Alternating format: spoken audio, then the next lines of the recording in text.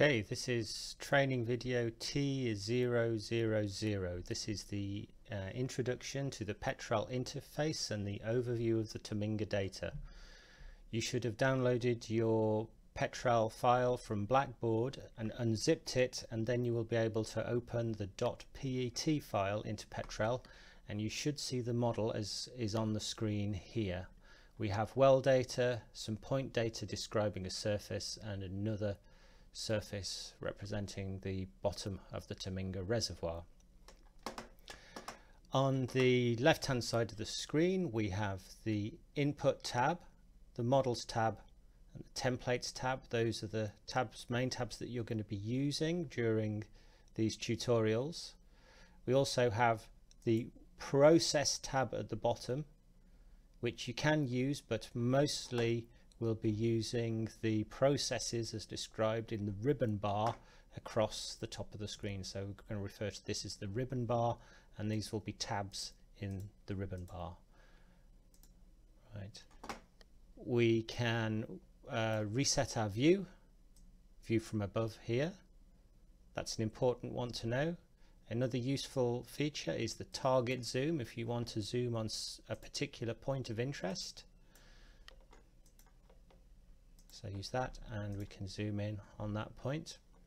Vertical scale, I've got mine set to 1.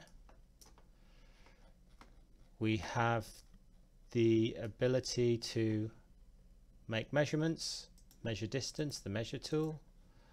So when we measure a distance, it appears at the bottom right hand corner of the screen.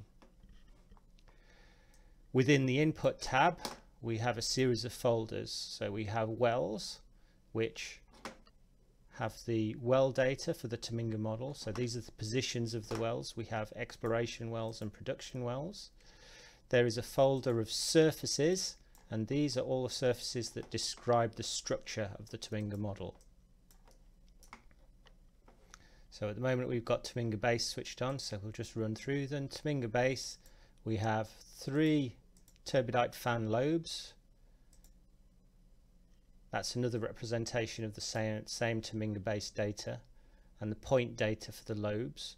Then we have the top of the P reservoir,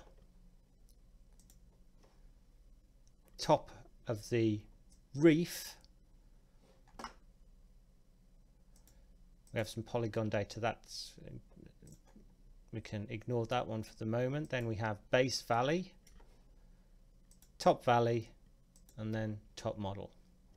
So that gives us all of the data that we need to complete the Taminga model.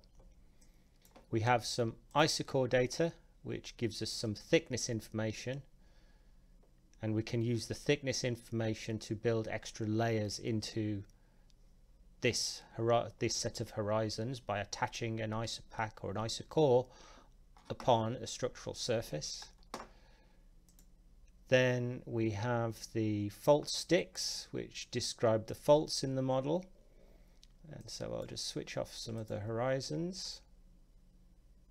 Let's leave on top P reservoir, and we can see we have